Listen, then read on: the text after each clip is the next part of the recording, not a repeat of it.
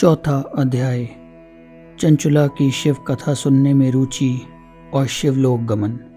ब्राह्मण बोले, नारी, तुम सौभाग्यशाली हो जो भगवान शंकर की कृपा से तुमने वैराग्यपूर्ण शिव पुराण की कथा सुनकर समय से अपनी गलती का एहसास कर लिया है। तुम डरो मत और भगवान शिव की शरण में जाओ। उनकी परम कृपा से तुम्हारे सभी पाप नष्ट हो जाएंगे। मैं तुम्हें भगवान शिव की कथा सहित वह मार्ग बताऊंगा जिसके द्वारा तुम्हें सुख देने वाली उत्तम गति प्राप्त होगी। शिव कथा सुनने से तुम्हारी बुद्धि शुद्ध हो गई है और तुम्हें पश्चाताप हुआ है तथा मन में वैराग्य उत्पन्न हुआ है। पश्चाताप ही पाप करने वाले पापियों के लिए सबसे बड़ा प्रायश्चित है। पश्चाताप ही पापों का शोधक है। इससे ही पापों की शुद्धि होती है। सत्पुरुषों के अनुसार पापों की शुद्धि के लिए प्रायश्चित पश्चाताप से ही संपन्न होता है। जो मनुष्य अपने कुकर्म के लिए पश्चाताप नहीं करता वह उत्तम गति प्राप्त नहीं करता, परंतु जिसे अपने कुकृत्य पर हार्दिक पश्चाताप होता है वह अवश्य उत्तम गति का भागीदारी होता है। इसमें कोई शक नहीं है। शिव पुराण की कथा सुनने से चित्त की शुद्धि एवं मन निर्मल हो जाता है। शुद्ध चित्त में ही भगवान शिव व पार्वती का वास होता है। वह शुद्धात्मा पुरुष सदा शिव के पद को प्राप्त होता है। इस कथा का श्रवण सभी मनुष्यों के लिए कल्याणकारी है, अतः इसकी आराधना व सेवा करनी चाहिए। यह कथा भवबंधन रूपी रोग का नाश करने वाली है। भगवान शिव की कथा सुनकर हृदय में उनका मनन करना चाहिए। इससे चित्त की शुद्धि होती है। चित्त शुद्धि होने से ज्ञान और वैराग्य के साथ महेश्वर की भक्ति निश्चय ही प्रकट होती है, ततः उनके अनुग्रह से दिव्य मुक्ति प्राप्त होती है। जो मनुष्य माया के प्रति आसक्त है वह इस संसार बंधन से मुक्त नहीं हो पाता। हे ब्राह्मण पत्नी, तुम अन्य विषयों से अपने मन को हटाकर भगवान शंकर की इस परम पावन कथा को सुनो। इससे तुम्हारे चित्त की शुद्धि होगी और तुम्हें मोक्ष की प्राप्ति होगी। जो मनुष्य निर्मल हृदय से भगवान शिव के चरणों का चिंतन करता है उसकी एक ही जन्म में मुक्ति हो जाती है। सूत जी कहते हैं, शौनक, यह कहकर वह ब्राह्मण चुप हो गए। उनका हृदय करुणा से भर गया। वे ध्यान में मग्न हो गए। ब्राह्मण का उक्त उपदेश सुनकर चंचुला के नेत्रों में आनंद के आंसू छलक आए। वह हर्ष भरे हृदय से ब्राह्मण देवता के चरणों में गिर गई और हाथ जोड़कर बोली, मैं कृतार्थ हो गई। हे ब्राह्मण, शिव भक्तों में श्रेष्ठ स्वामिन आप धन्य हैं। आप परमार्थदर्शी हैं और सदा परोपकार में लगे रहते हैं। हे साधो, मैं नरक के समुद्र में गिर रही हूँ, कृपा कर मेरा उद्धार कीजिए। जिस पौराणिक व अमृत के समान सुंदर शिव पुराण कथा की बात आपने की है उसे सुनकर ही मेरे मन में वैराग्य उत्पन्न हुआ है। उस अमृतमयी शिव पुराण कथा को सुनने के लिए मेरे मन में बड़ी श्रद्धा हो रही है। कृपा आप मुझे उसे सुनाइए। सूत जी कहते हैं, शिव पुराण की कथा सुनने की इच्छा मन में लिए हुए चंचुला उन ब्राह्मण देवता की सेवा में वहीं रहने लगी। उस गोकर्ण नामक महाक्षेत्र में उन ब्राह्मण देवता के मुख से चंचुला शिव पुराण की भक्ति, ज्ञान और वैराग्य बढ़ाने वाली और मुक्ति देने वाली परम उत्तम कथा सुनकर कृतार्थ हुई। उसका चित्त शुद्ध हो गया। वह अपने हृदय में शिव के सगुण रूप का चिंतन करने लगी। वह सदैव शिव के सच्चिदानंदमय स्वरूप का स्मरण करती। तत्पश्चात अपनी समय पूर्ण होने पर चंचुला ने बिना किसी कष्ट के अपना शरीर त्याग दिया। उसे लेने के लिए एक दिव्य विमान वहां पहुंचा। यह विमान शोभा साधनों से सजा हुआ था एवं शिवगणों से सुशोभित था। इस प्रकार भगवान शिव के परम उज्जवल रूप के दर्शन देखकर चंचुला बहुत प्रसन्न हुई। उसने भगवान को बारंबार प्रणाम किया और हाथ जोड़कर प्रेम, आनंद और संतोष से युक्त होके विनीत भाव से खड़ी हो गई। उसके नेत्रों से आंसुओं की धारा बहने लगी। भगवान शंकर व भगवती गौरी उमा ने करुणा के साथ सौम्य दृष्टि से देखकर चंचुला को अपने पास बुलाया। गौरी उमा ने उसे प्रेम पूर्वक अपनी सखी बना लिया।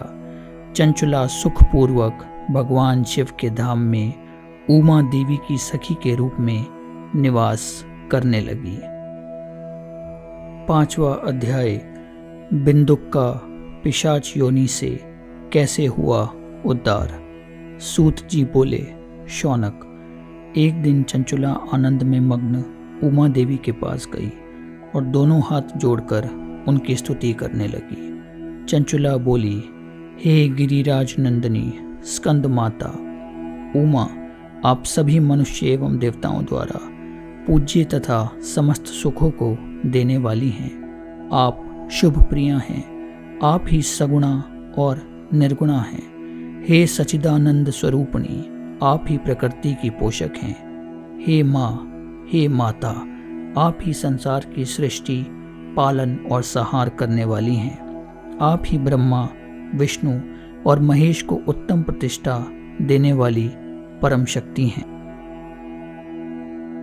सूत जी कहते हैं, हे शौनक, सद्गति प्राप्त चंचुला इस प्रकार देवी की स्तुति कर शांत हो गई। उसकी आंखों में प्रेम के आंसू उमड़ आए। तब शंकर प्रिया भक्त वत्सला उमा देवी ने बड़े प्रेम से चंचुला को चुप कराते हुए कहा, सखी चंचुला, मैं तुम्हारी स्तुति से प्रसन्न हूँ। बोलो, क्या वर मांगती हो। चंचुला बोली, हे गिरिराज कुमारी, मेरे पति बिंदुक इस समय कहाँ हैं? उनकी कैसे गति हुई है, मुझे बताइए और कुछ ऐसा उपाय कीजिए ताकि हम फिर से एक साथ हो सकें, मिल सकें। हे महादेवी, मेरे पति एक शूद्र जाति वैश्य के प्रति आसक्त थे और पाप में ही डूबे रहते थे। गिरिजा बोली, बेटी, तुम्हारा पति बिंदुक बड़ा पापी था। उसका अंत बड़ा भयानक हुआ। वैश्या का उपभोग करने के कारण वह मूर्ख नरक में अनेक वर्षों तक अनेक प्रकार के दुख भोगकर अब शेष पाप को भोगने के लिए विंध्य पर्वत पर पिशाच की योनि में रह रहा है। वह दुष्ट वही आयु पीता है और सब प्रकार के कष्टों को सहता है। सूत जी कहते हैं, हे शौनक, गौरी देवी की यह बात सुनकर चंचुला अत्यंत दुखी हो गई। फिर मन को किसी तरह स्थिर करती हुई दुखी हृदय से माँ गौरी से उसने एक बार फिर पूछा, हे महादेवी, मुझ पर कृपा करो और मेरे पति का अब उद्धार करो। कृपया करके मुझे वो उपाय बताओ जिससे मेरे पति को उत्तम गति प्राप्त हो सके। गौरी देवी ने कहा, यदि तुम्हारा पति बिंदुक शिव पुराण की पुण्यमयी उत्तम कथा को सुने तो वह इस दुर्गति को पार करके उत्तम गति का भागी हो सकता है।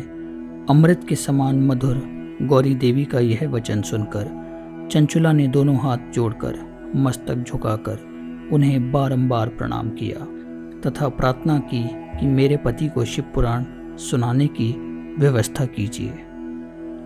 ब्राह्मण पत्नी चंचुला के बार बार प्रार्थना करने पर शिवप्रिया गौरी देवी ने भगवान शिव की महिमा का गान करने वाले गंधर्वराज तुम्बरो को बुलाकर कहा, तुम्बोरो, तुम्हारी भगवान शिव में प्राप्ति है। तुम मेरे मन की सभी बातें जानकर मेरे कार्यों को सिद्ध करते हो। तुम मेरे इस सखी के साथ विंध्य पर जाओ। वहाँ एक महाघोर और भयंकर पिशाच रहता है। पूर्व जन्म में वह पिशाच बिंदुक नामक ब्राह्मण मेरी इस सखी चंचुला का पति था। वह वेश्यगामी हो गया। उसने स्नान संध्या आदि नित्य कर्म छोड़ दिए। क्रोध के कारण उसकी बुद्धि भ्रष्ट हो गई। दुर्जनों से उसकी मित्रता तथा सज्जनों से द्वेष बढ़ गया था। वह अस्त्र शस्त्र से हिंसा करता, लोगों को सताता और उनके घरों में आग लगा देता था। चांडालों से दोस्ती करता, वह रोज वेश्या के पास जाता था। पत्नी को त्याग कर दुष्ट लोगों से दोस्ती कर उन्हीं के संपर्क में रहता था। वह मृत्यु तक दुराचार में फंसा रहा। मृत्यु के बाद उसे पापियों के भोग स्थान यमपुर ले जाया गया। वहाँ घोर नरकों को सहकर इस समय वह विंध्य पर्वत पर पिशाच बनकर रह रहा है और पापों का फल भोग रहा है। तुम उसके सामने परम पुण्यमयी पापों का नाश करने वाली शिव पुराण की दिव्य कथा का प्रवचन करो। इस कथा को सुनने से उसका हृदय सभी पापों से मुक्त होकर शुद्ध हो जाएगा और वह प्रेत योनि से मुक्त हो जाएगा।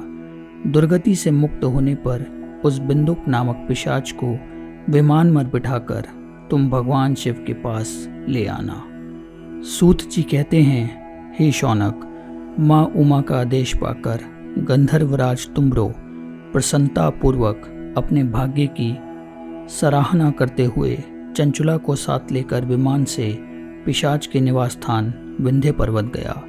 वहां पहुंचकर उसने उस विकराल आकृति वाले पिशाच को देखा। उसका शरीर विशाल था, उसकी ठोड़ी बहुत बड़ी थी। वह कभी हंसता, कभी रोता और कभी उछलता था। महाबली तुम्बरों ने बिंदुक नामक पिशाच को पांशों से बांध लिया। उसके पश्चात तुम्बरों ने शिव पुराण की कथा बाँचने के लिए स्थान तलाश कर मंडप की रचना की। शीघ्र ही इस बात का पता लोगों को चल गया कि इस पिशाच के उद्धार हेतु देवी पार्वती माँ की आज्ञा से तुम्बरों शिव पुराण की अमृत कथा सुनाने विंध्य पर्वत पर आया है। उस कथा को सुनने के लोभ से बहुत से देवऋषि वहाँ पहुँच गए। सभी को आदरपूर्वक स्थान दिया गया। पिशाच बिंदुक को पाशों से बांधकर आसन पर बिठाया गया और तब तुम्बरों ने परम उत्तम शिव पुराण की अमृत कथा का गान शुरू किया। उसने पहली विंदेश्वर संहिता से लेकर 7वीं वायु संहिता तक शिव पुराण की कथा का स्पष्ट वर्णन किया। सातों संहिताओं सहित शिव पुराण को सुनकर सभी श्रोता कृतार्थ हो गए। परम पुण्यमय शिव पुराण को सुनकर पिशाच सभी पापों से मुक्त हो गया और उसने पिशाच शरीर का त्याग कर दिया। शीघ्र ही उसका रूप दिव्य हो गया। उसका शरीर गौर वर्ण का हो गया। शरीर पर श्वेत वस्त्र एवं पुरुषों के आभूषण आ गए। इस प्रकार दिव्य देहधारी होकर बिंदुक अपनी पत्नी चंचुला के साथ स्वयं भी भगवान शिव का गुणगान करने लगा। उसे इस दिव्य रूप में देखकर सभी को बहुत आश्चर्य हुआ। उसका मन परम आनंद से परिपूर्ण हो गया। सभी भगवान महेश्वर के अद्भुत चरित्र को सुनकर कृतार्थ हो उनका यशोगान करते हुए अपने अपने धाम को चले गए। बिंदुक अपनी पत्नी चंचुला के साथ विमान में बैठकर शिवपुरी की ओर चल दिया। महेश्वर के गुणों का गान करता हुआ बिंदुक अपनी पत्नी चंचुला व तुम्बरों के साथ शीघ्र ही शिवधाम पहुंच गया। भगवान शिव व देवी पार्वती ने उसे अपना पार्षद बना लिया। दोनों पति पत्नी सुखपूर्वक भगवान महेश्वर एवं देवी गौरी के श्री चरणों में अविचल निवास पाकर धन्य हो गए। अगली ऑडियो में हम सुनेंगे शिव महात्म्य का 6वां अध्याय, शिव पुराण के श्रवण की विधि और 7वां अध्याय, श्रोताओं द्वारा पालन किए जाने वाले नियम।